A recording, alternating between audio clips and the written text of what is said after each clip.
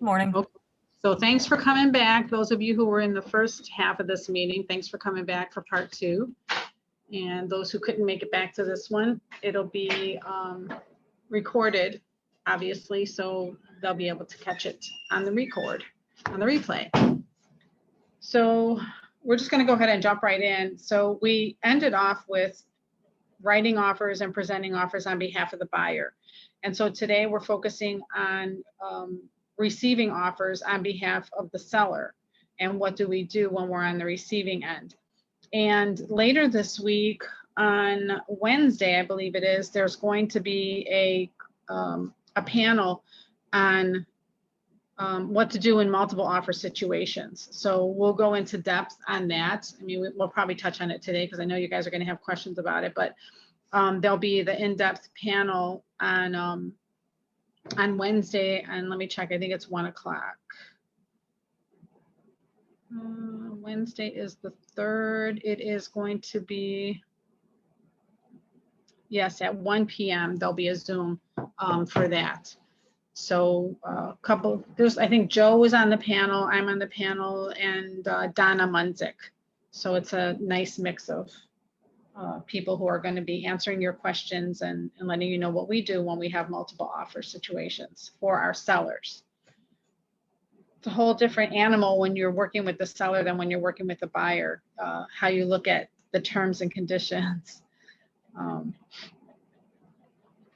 And does anybody have any questions right off the bat that you know you want to get answered in this session that you're having a particular problem with? Not right now, but maybe as you say, some might pop up. So I don't have right now. Thank you. Okay, thanks. Are you the only one on with me? Oh no, Amy's on. Hi. Actually, I think you know what happened when I logged in? It was asking you have to authorize. Yeah, I called Mariella too because I had to log in, and we never have to log in. And it's not acting the way I need it to act either. So I'm on 2 different computers to so I think people might be I don't know. Other people might be having trouble as well. Yeah. So that's the reason there are only few people right now. Yeah, you're probably right. Maybe once they figure it out, or I don't know if Mariella can figure out how they can. Yeah, I text her too, but then I thought, let me log in. She was on the phone with me. And then I just put all my information, log in, and I said, okay, let me put my password, and I came in like that. We're watching it, guys. We're okay. We're watching it. What we're saying is other people might be trying to get on and not know how to get on because they have to log in and they probably never log in. Yeah, that's our problem. We never log in either. So we're helping on the back end. All right, thank you. Okay. Welcome. Okay, so when you have an incoming offer or offers, right? I don't know why that says notify listing agent. You are the listing agent. Present the offer. Says notify the listing agent of an incoming offer. Well, you are the listing agent. So presumably somebody's going to notify you that they have an incoming offer. The smart thing to do is to notify even before you write the offer that you're preparing one. Just in case another offer does come in while you're in the midst of preparing one, you don't want them to just willy-nilly accept it. You want your buyer to have a chance to have you want the seller, well, in that case, you want the buyer, you want to let the listing agent know because you want your buyer to have a chance for their offer to be seen. Now, and then when you're representing the seller, it's kind of the same in a different way. Like any agent who wants to write an offer needs to inform you. If you receive an offer and you had feedback from an agent who said that their client really liked the property and they were going to do always check your feedback. Okay, because if you have feedback from somebody that says their client was really interested and you got an offer, you might want to reach out to that agent and say, hey, I saw your feedback. It looked very positive. It sounds like your client liked the property. Just wondering, are you planning on making an offer? You don't necessarily have to say that you already have an offer because you don't want to scare them away either. And again, you cannot disclose that you have another offer unless the seller gives you the authorization to do that. And you know why? Do you guys know why that you don't just on your own make that decision to do that?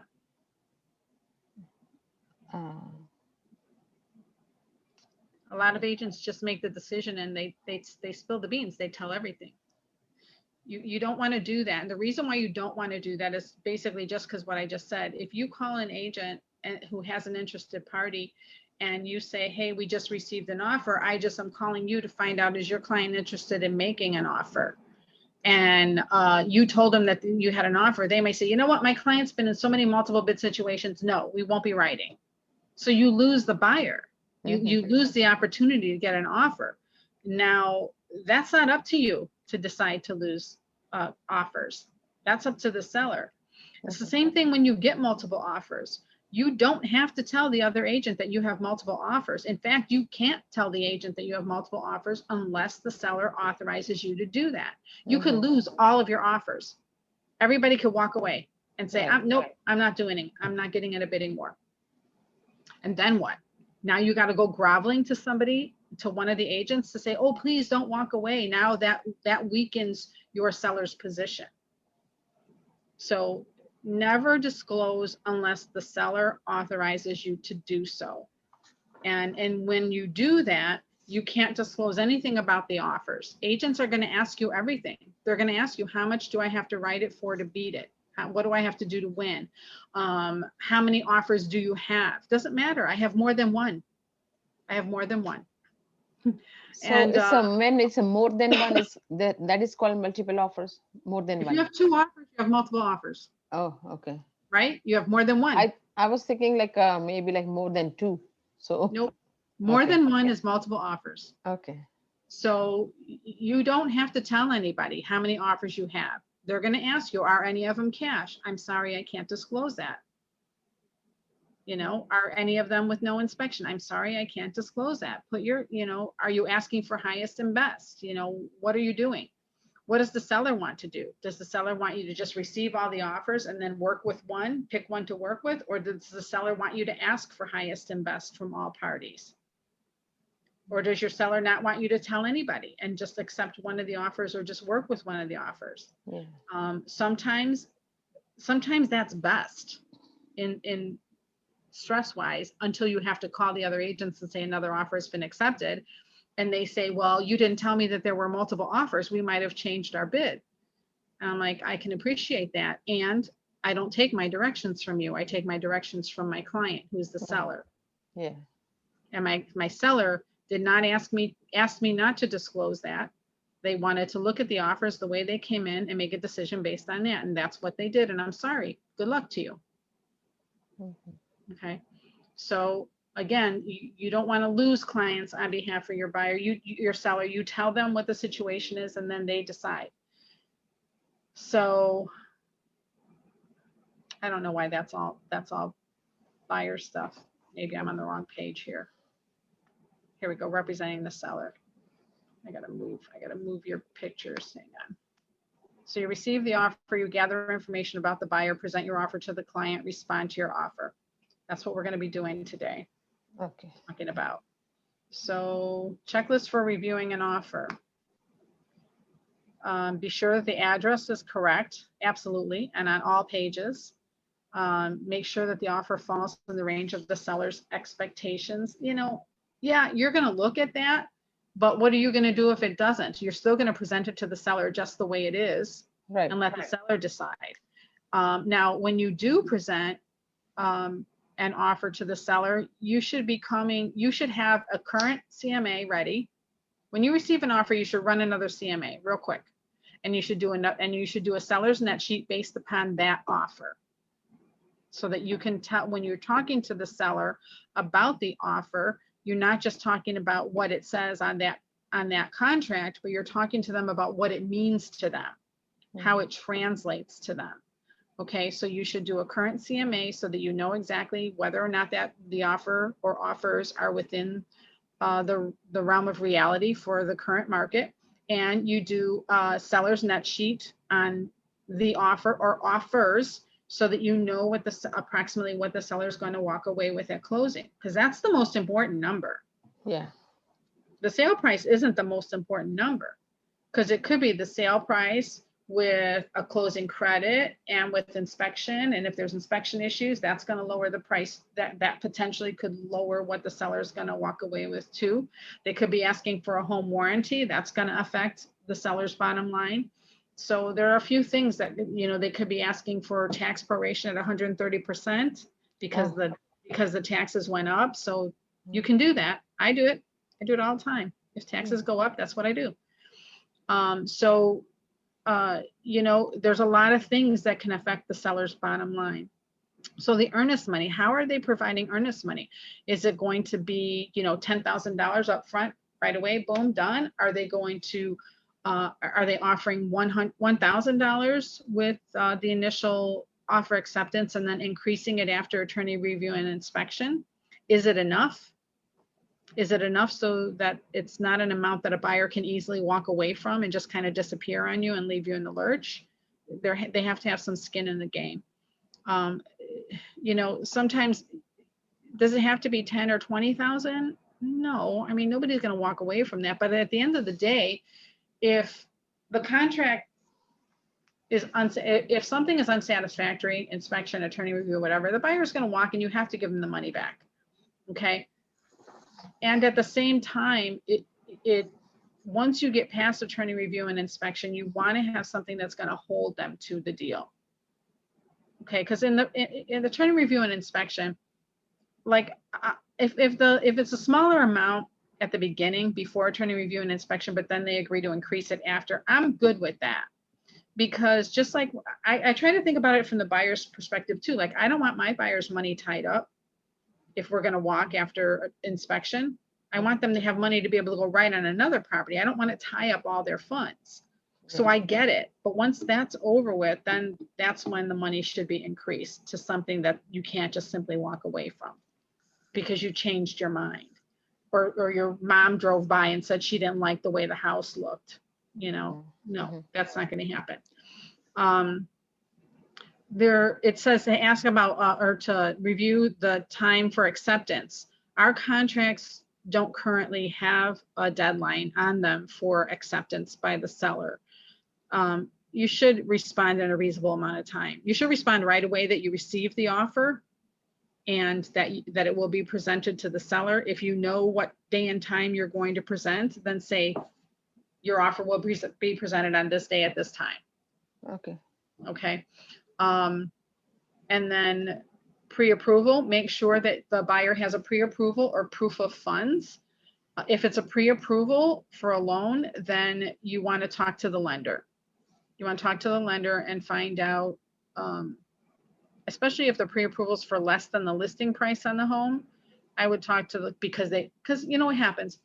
They make an offer for less than listing, right? They go to their lender and say, I'm making an offer on this home, but I don't want to show my whole hand. I just want to tell them that I'm approved for the amount of the offer. That's kind of a slippery slope for them to be on, because if it's multiple offers, you could take it that, you know what, this is all they're qualified for. So they're kind of risky. We know we want to counter, we want a higher price. Let's look at another offer, right? So you can kind of shoot your buyer in the foot sometimes when you do that. Or it could be all that they're qualified for, or maybe they're qualified for a lot more, but they just don't want to tell you that. So I always call the lender and I say, hey, I got a pre-approval letter from you for this amount. The property is listed at this amount. And I'm just wondering, does this, and they can't tell you a lot. They sometimes tell you more than they should. But you can say, I just want to know, are they capped out at this amount? You don't have to tell me if they can go higher. You don't have to tell me what amount. I just want to know, are they capped out at this amount? And is there anything that I don't see any, they're not asking for credits in here. I just want to make sure they don't need any closing credits, right? They're good to go. And you've looked at their credit and you verified their income. Okay, good, we're good. You can ask those questions. Listing, okay. You can call lender too. I didn't know that. Yeah. Oh yeah, I always call the lender. And my sellers never accept offers where I haven't spoken to a lender. Oh, okay. Yeah, and if they have a proof of funds, hopefully that looks legit. It's either a copy of their bank statement, the first page of their bank statement showing their balance, or a letter on bank letterhead stating how much money they have. Not just a screenshot. Screenshots don't work. That's not good proof of funds. Oh yeah, and you might want to ask, when does their loan approval end? Like, does it expire? Does it have an expiration date? So that you know when they have to close. Financing terms are, make sure the financing terms are agreeable to the seller. And the closing date, make sure that the closing date will work for the seller's schedule. And I can't see that down there. It looks like if there's a home warranty on there. To make sure, yeah, it doesn't let me see that. Wonder why.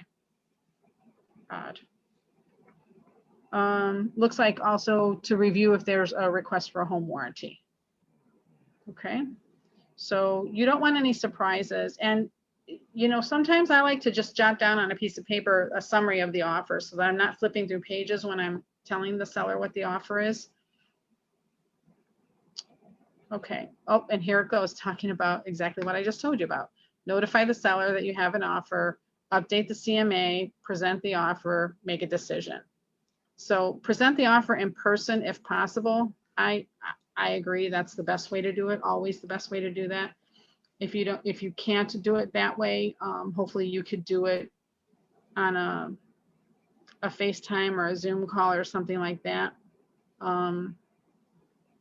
You can just send them an email and talk to them about it, but it's just always better to be face-to-face if you can. Okay. Updating the CMA, like I told you, present the price. So the way that this tells you to present the offer, it says price, repairs, buyer motivation, contingencies. I do it the reverse order. So literally, I will present the offer from the last page of the contract forward. So it's basically, these are the contingencies, you know, they're looking for a home warranty. They have to sell or they have to close on a property. Or they're asking for, if it's a well, the well to be inspected. I'm just trying to think of what other contingencies are on there. So I will tell them that first. And then I will tell them about the mortgage or the proof of funds, whatever the case may be. So, you know, they're pre-approved for a mortgage. I've already spoken to the lender. They have, you know, 10% down. They're doing, you know, 30-year loan, yada, yada. They have to close by this time. They're not, you know, then I talk about, okay, they're not asking for closing credits. I talk about that next. And then I talk about the closing date also. They would like to close on this date based upon our conversations. It either is or isn't within your range of when you want to close. And they've itemized all the personal property. We're going to review that closely to make sure that it's accurate together. And the offer price is this. Okay, do you know why I tell them the price last? Do you have any idea? When I tell you, you're going to be like, yeah, that makes sense. If I tell them the price first, that's all they're going to think about. They will not hear anything else I say. Oh, okay. They will not. They will not hear anything else I'm talking about. All they're doing is running that number in their head over and over again. And especially if it's a number they don't like, you won't have their attention. So you tell them everything else first, and then you hit them with the price. And try to always put a good spin on the price, even if it's not what they want. Say, well, you know, at least here's the thing, they came in with a decent offer. You know, it maybe is not what you want, but they put us a writing in an offer in writing with all their terms and conditions, and that's great. So it's a nice starting point for us. So now all we really have to talk about is what do we want to go back with? Okay. So they have 3 decisions, right? They can counter, accept, and reject. So what do you do if your client wants to reject the offer? If they just say, you know what, that's ridiculous, that's too low, I'm not accepting it. I think we agree. I don't know. No, you don't agree. You might agree that it's too low, but remember, you're the calm. No, agree with the seller. Okay, yeah, that's fine. Oh, I don't. No, you don't agree with that. You never agree to not counter or respond. You never agree to that. You kind of get on board with them and say, you know what, I can completely understand that you're not happy with this offer. I understand it 100%. I too was hoping that it came in higher.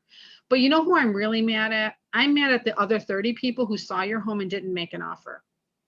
Okay. They didn't make an offer. Okay. These people decided to make an offer. They like your home. They want your home. They're just not agreeing with you on price right now.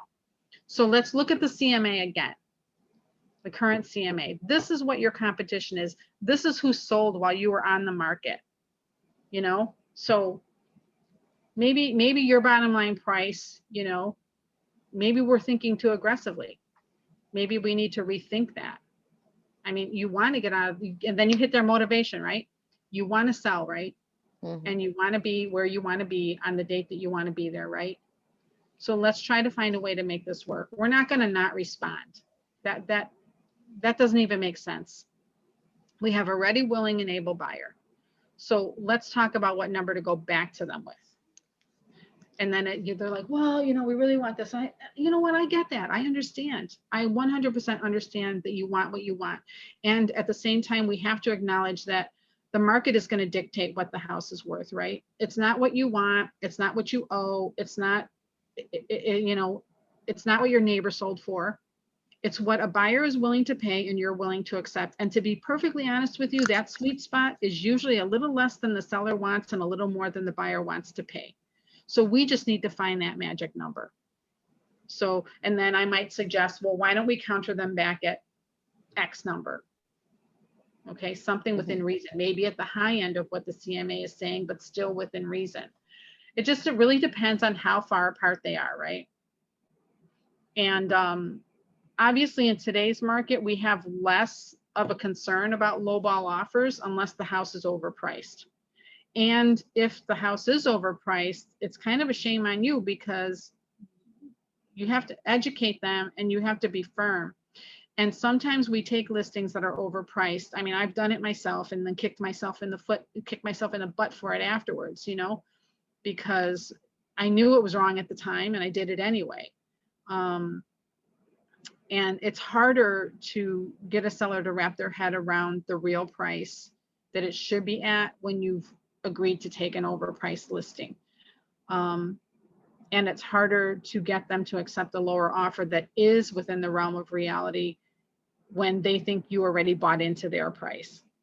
So something to keep in mind when you take listings, you really need to overcome those pricing listing objections real early. And if you take it, if it's a little overpriced and you take it, especially in a market that's going up, it might be worth the risk if it's only a little bit over. If it's too much over, it's not. But if it's a little bit over, you can always take it and say, look, let's put it out there. We know that properties in your market are selling in a week. If we don't have a contract in a week, we need to agree to lower it at that time. So that's how you want to take the listing. Okay. So you're always going to respond to the offer. Even if they say, no, I don't want to respond, say at the bare minimum, let's respond at full price, at the bare minimum, if it's worth full price. Okay. And then, so then what's going to happen then is here on this next screen, it says you either counter the offer, in which case negotiations begin, you accept the offer, you go to the contract to close process, or you reject the offer. Never reject the offer. Always counter, even if it's a full price counter. Okay, respond to the offer. I kind of almost just did that right now. So when you respond to the offer, you take all that information from the seller, right? And now you go back to the buyer's agent and you respond. You can do it by email. It's best to call them. I like to call and do the counter offer and then follow up with an email. That way I have it in writing as to what I said. So I'll call, I'll give the counter offer, then I'll shoot an email that says, hey, thanks for your time on the phone again. I just want to reconfirm this is the seller's counter offer, blah, blah, blah, blah, blah. Okay. And then I send it back. Then I send it to them. So if they are like, have you had situations yet where you have presented offers to your sellers and had objections or questions or hurdles that you couldn't overcome? Either of you, Shaheen or Amy? Maybe I am not actually. Mazhar was doing it, so I don't know. Maybe now I'm going to do it. So yeah. Yeah. Has he Yeah. told you about any problems that he's encountered when presenting offers, or He not was so the much? one doing it, but I don't remember everything. Like, we had like Yeah, a couple of when you're the times. one doing it, it's easier to remember. Yeah, when I do it, I can say, okay, yeah, this happened. So, yeah. Right, right. So, realistically, I mean, that's about it. Now, if you have, there's a recap and ahas. I think that you probably learned something good, at least here, like when I told you, number one, don't tell the other agent anything about having multiple offers or anything about those offers, right? Yeah. Even if other agents tell you when you ask, I'm not saying don't, if you're representing the buyer, ask the question, but, and they will probably tell you. Yeah. But when you're representing the seller, know that you have to stay, you represent the seller, and you do not want to disclose their hand. Yes. You always want to keep their stuff private unless they authorize you to share it, because you don't want to be responsible for losing any and all buyers because they don't want to get into a multiple bid situation. Also, don't be afraid to tell the seller to pull them down off the ledge and say, no, we're not going to reject the offer. That's not what we're going to do. And if we want to be mad, we're going to be mad at everybody else who looked at the house and didn't make an offer. Those are the bad guys, not the guy who wrote the offer. Yeah. Okay. Okay. And then I think that's it. Ahas and recaps. Okay. I'm trying to think if there's anything else other than a multiple bid situation and using command offers for keeping track of the offers that you receive. Because you could receive an offer, right? And it doesn't go through for whatever reason. So you might have to do another offer. You might have to receive another offer down the road. So there's things in command that you use for those things, and for comparing offers when you get multiple offers. I think there were some things from our last class too that we wanted to go over. Oh, half an hour. I could have done this the last time, huh? But I had to be somewhere, I remember. That was too long, right? I think. Yeah, that was Last all time in was detail. 2 hours already. Yeah, I remember. And I had to go somewhere, so I remember we had to cut it off. Yeah. We can go over some of the things that we talked about before, meaning we were talking about taxes and how to find out if the taxes went up and such, and doing some other research. I don't know if we want to record all that though. Nicole, do you want to come on? Or Mariella?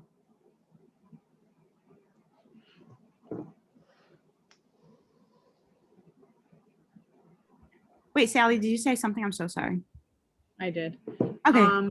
Basically, we're done with That's huge. receiving and presenting the offer. Okay. The only thing I could do, I guess I could go into command and show them how to enter an offer in command. But I didn't know if you wanted to quit the recording it, because I was going to talk to them about some other things. I do not mind. Do you want me to keep recording or just stop recording? Because it might be beneficial if we record there.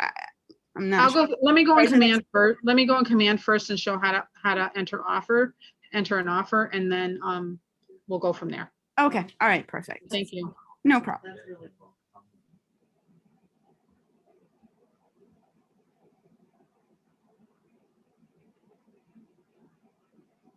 All right, I'm just gonna exit full screen. Figure out how to do this. One moment.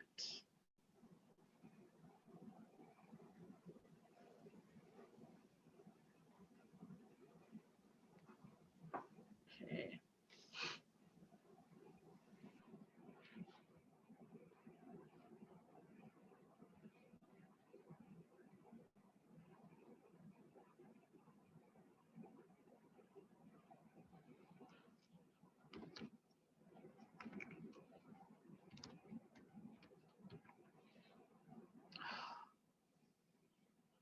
Sorry, I don't normally go on command on this computer. Agent.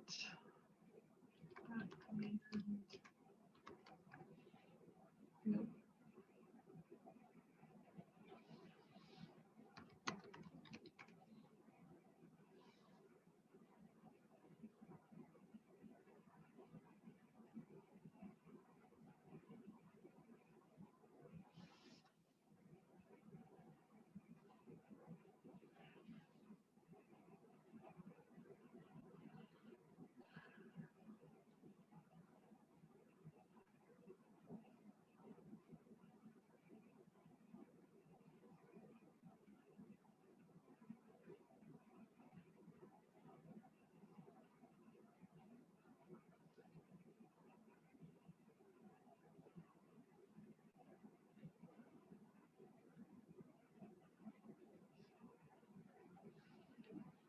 Okay, it's deciding if it wants to looks like it doesn't want to let me sign in. Let's see. Maybe not.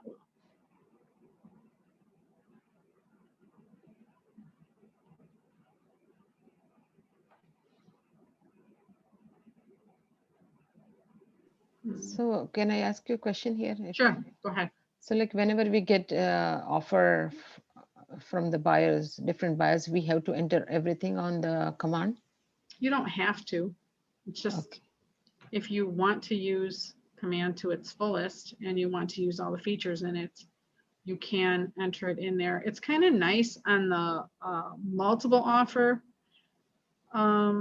feature because you can put all the offers in there and like summarize them and send it to the seller by email if you're not presenting in person. And it gives it to them like in table form. Oh, So okay. that's kind of nice. You can like compare, you know. Yeah, you can compare them side by side, exactly. And then you can click accept and reject. So, and they actually just changed the offers feature, so hopefully I'll be able to figure it out with no problem.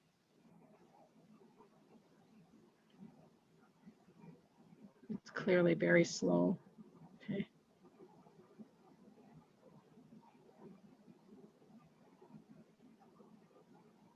All right, I'm gonna go in this one. So now they have, so when you go into the client that was in your pipeline, right? So they were in opportunities. It was somebody you were working with. It was a listing you were working with, right? So opportunities I went into, and I went into appointment because that's just where I knew I had this one, my demo one. And I just clicked on that and then I go to offers and commissions. So in here, I have to move you guys.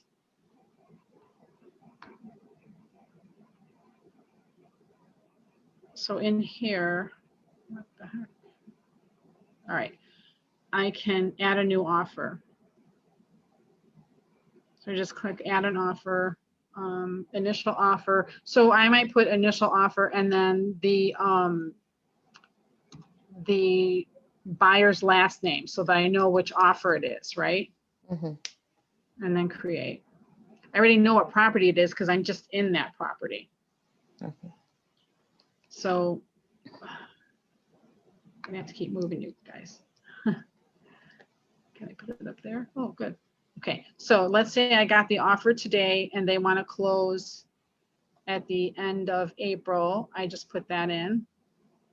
All right, and then it's going to ask me who the parties are next.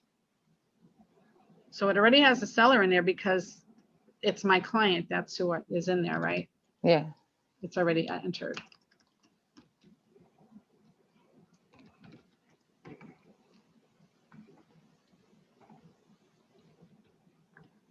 And I may or may not have the email address, right? Because it's not my client. So I might not have her email address. Okay. Or phone number. It depends on what the agent put on the contract. So if you have all the information, you can put it. If you have all the information, you could put it. Then I'm going to say that is she pre-approved or pre-qualified? Do you know the difference? Yeah. Yeah. Okay, so just in case somebody else doesn't know it, pre-qualified means that the lender took them for their word and basically whatever they said they made for income. They might have looked at their credit report, but they haven't verified income or assets yet. Pre-approved means they have verified income, assets, credit score, and possibly even ran them through desktop underwriting already. Okay.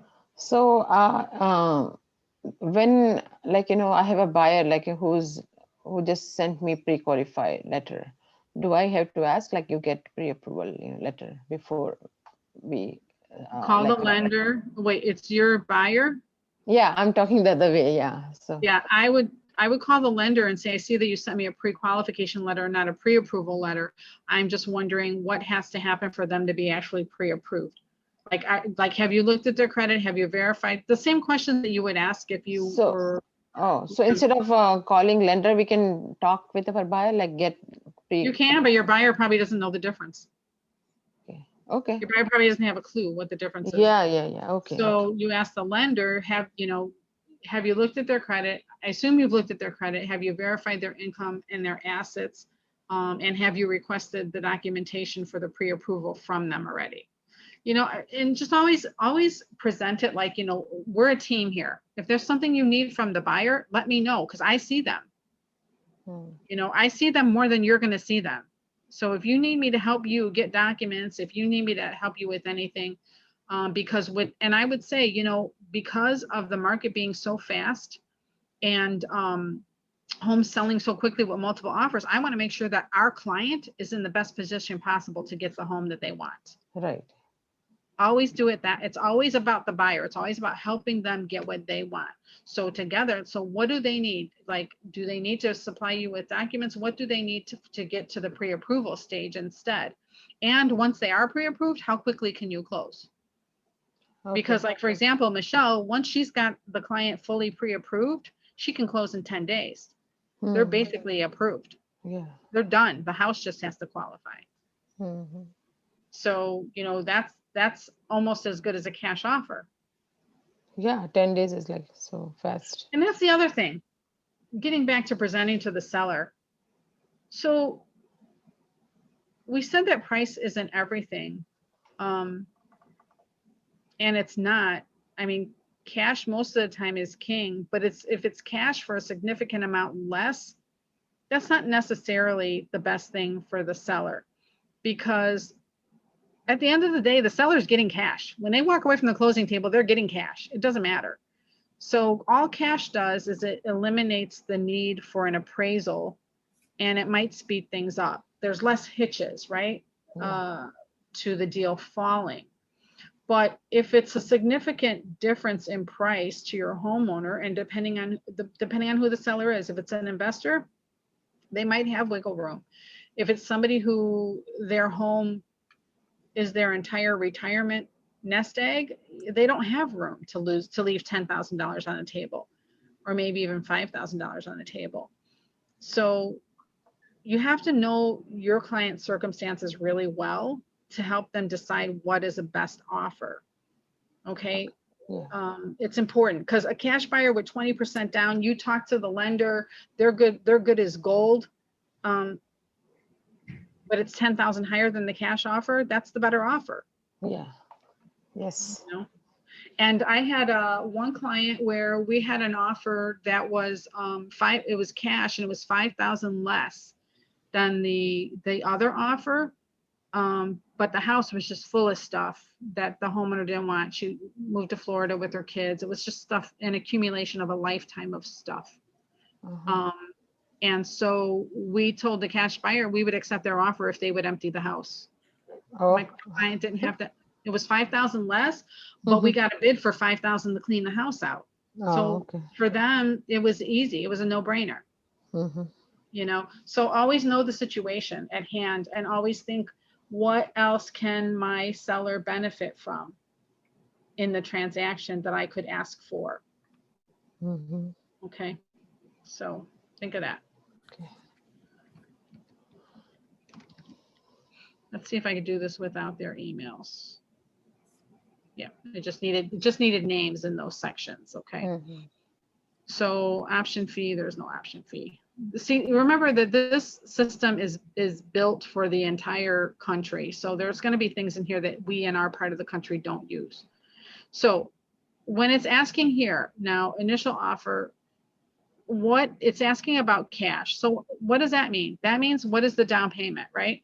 So let's just say, for example, that this is a $300,000 house, and she's putting 20% down. So that means that her cash is 60,000, and 240 is going to be the finance amount. Okay. How much earnest money is she putting down? Is she putting down only 1,000? You know, maybe she is, until attorney review and inspection. Okay. Then option fee, there's no option fee. Termination option, buyer will give notice of termination within, well, I'm going to put 5 days, because that's the attorney review and inspection period, right? So I'll put 5 days there. Seller will contribute. So is she asking for the seller to pay for any of Closing? Yeah, I'm just reading this residential service contract. I don't know what that means. It must be somewhere else. To settlement costs. So is she asking the seller to pay closing costs? That's where I would put it right here. Mhm. Okay, I'm not gonna put it. I'm gonna assume she's not. Okay. Agent analysis. So the pros and cons.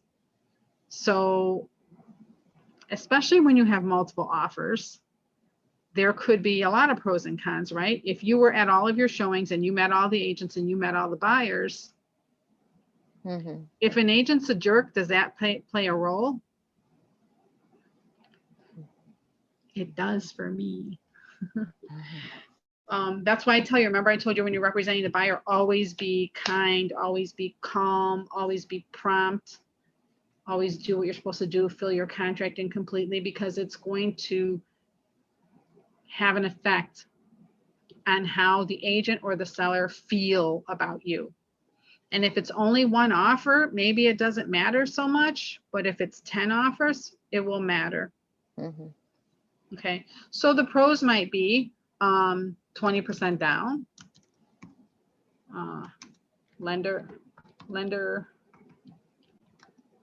Lender says she's good to go. Credit, income, and assets confirmed. Okay. Mhm. Cons, what might the cons be? Offer too low. Closing too soon, let's just say, just for the sake of putting something in there. And then in summary, you might have some notes here that you want to put. Per current CMA, comma, value is closer to 310.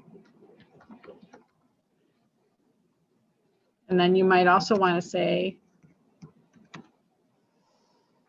first offer after 30 showings, just to let them know. Mhm. I know, you need to know. We've had 30 showings. This is our first offer. Okay, save. So then it's going to have it all here. And then when the seller decides, you can accept or reject the offer.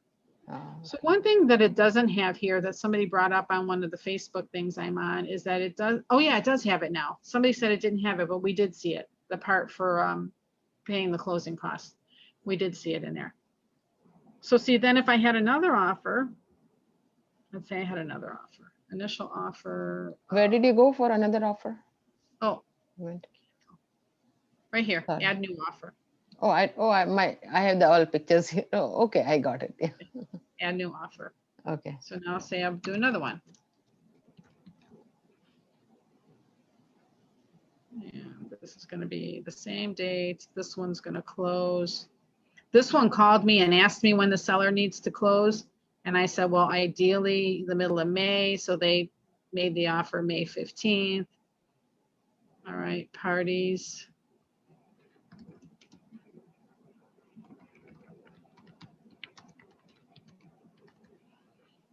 Okay, agent.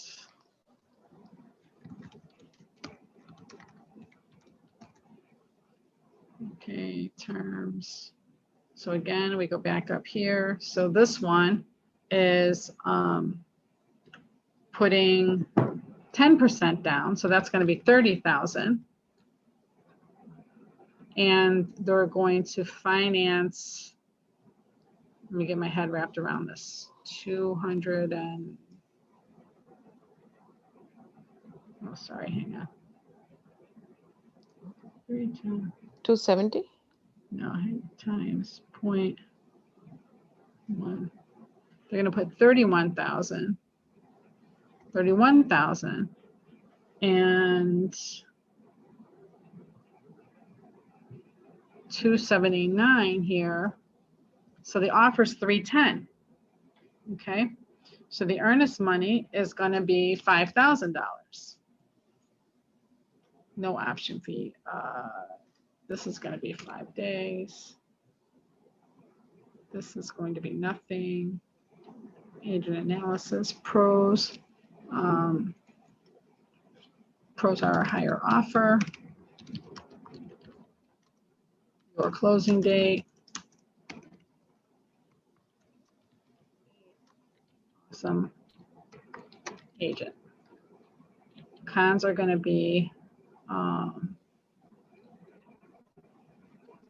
lower down payment. Oh, and then over here, lender has confirmed pre-approval. Okay, lower down payment. That's really it, right? This offer lets you more, comma,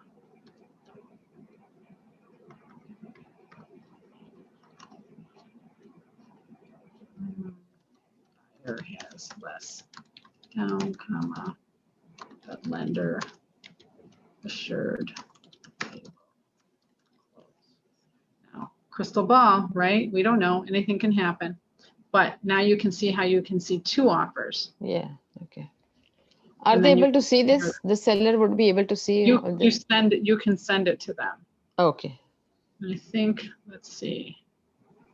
Oh, you can even click. So I just clicked here to select all. When I click select all, then this compare offers button came up. Oh, So then let me see. I could compare. Can you go back, please? I didn't see that because of my, this, all pictures are coming. Okay. So when I'm on the offers and commissions tab, I just click this select all, And and then compare it made this compare offers button come up. Okay. So then I click compare offers, and then here's where I can send it to the seller. So it puts them side by side, and then I can download it or I can email. Oh, nice. So I can download it to a PDF, I would assume. There you go.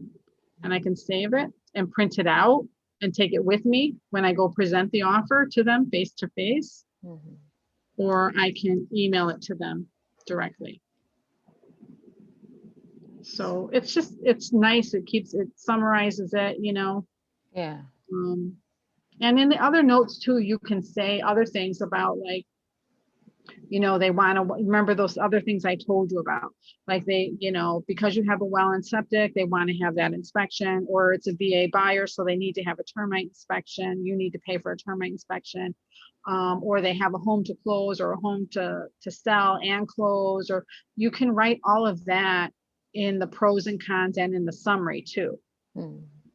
Okay, so that's where you're going to basically, the way you would present it, you can write it right in there. Okay, sometimes we have sellers who are out of state or who just are busy and you can never get the two of them at once, and you just simply have to do things virtually. And it's okay. Face-to-face is always best, but it's okay, especially now it's gotten even more okay with people to do things virtually. Okay, so get me out of this. All right, so I'm back here.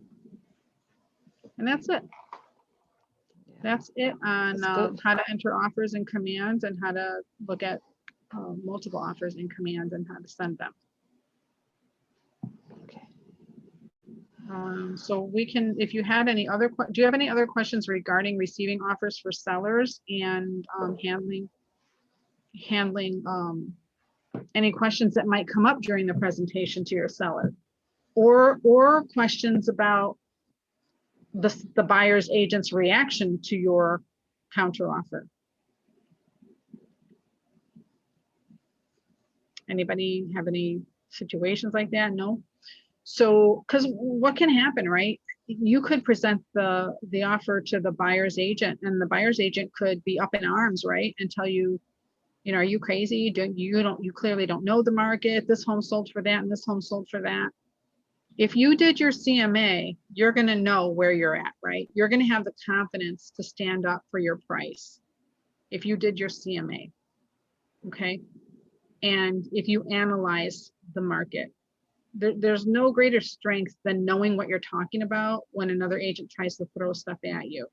To say, oh, well, the houses are selling this much per square footage. Yeah, great. We don't sell houses per square footage here. That's great. And I could come up with just about any square footage number I would like to come up with just by manipulating the CMA. And if they try to tell you, well, you know, a house just like this sold down the street and blah, blah, blah. Yeah, not in the last 6 months. When did it sell? Wait, let me look it up. Oh, a year and a half ago? It's not valid.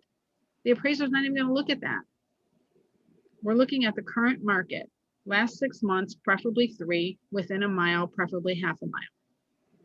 So that's what the appraiser is going to look at, and that's what my seller is looking at. So we're talking real time.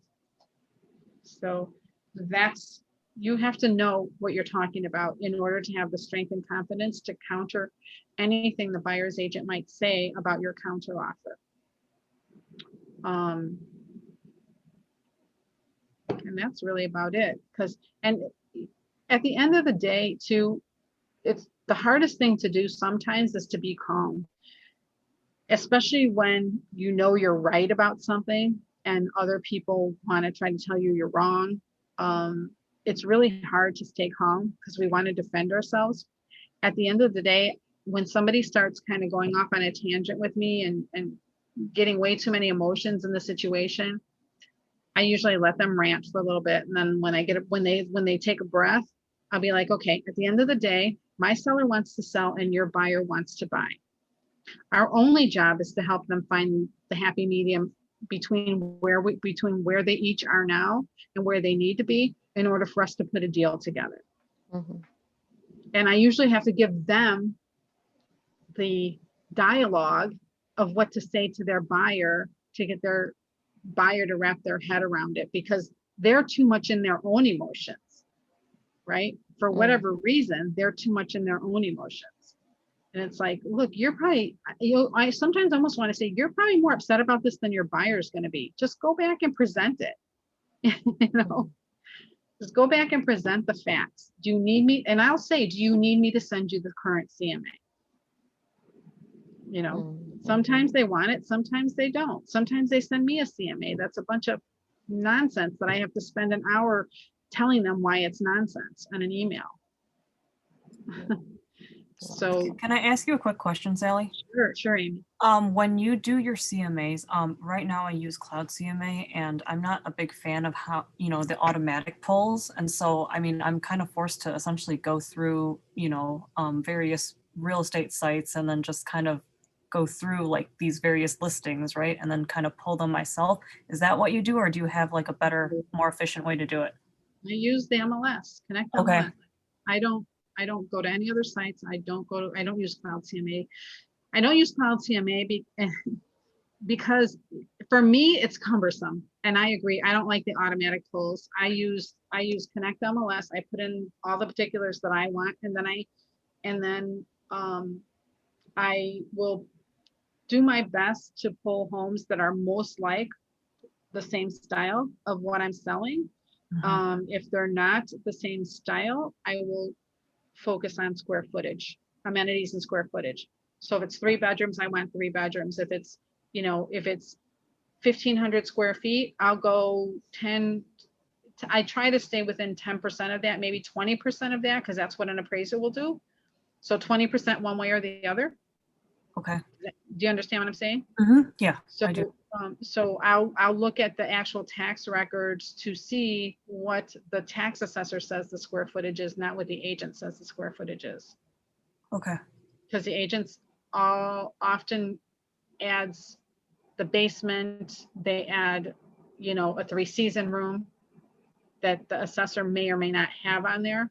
So I just really want to know the base facts. Now, if I know the house has an addition, I can't use the base number. Like if I look at a base number for a ranch and it's 1,280 square feet, but I look at the picture and I see it's a 2-story, I'm like, yeah, no, they're not counting the second floor yet. Because it's like, you get like a 5-year break when you put like a second floor addition on your house. Okay. So before the tax assessor starts assessing you at that new square footage number, you get about a 5-year break, at least in Chicago you do.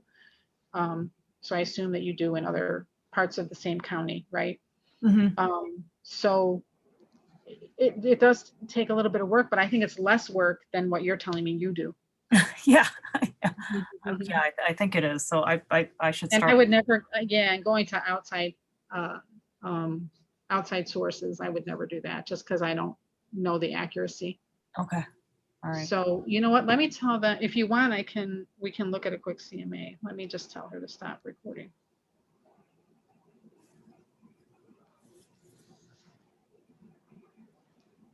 I just texted Marielle.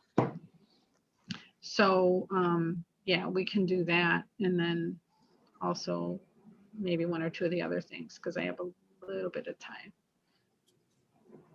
to go here. Where do I want to go?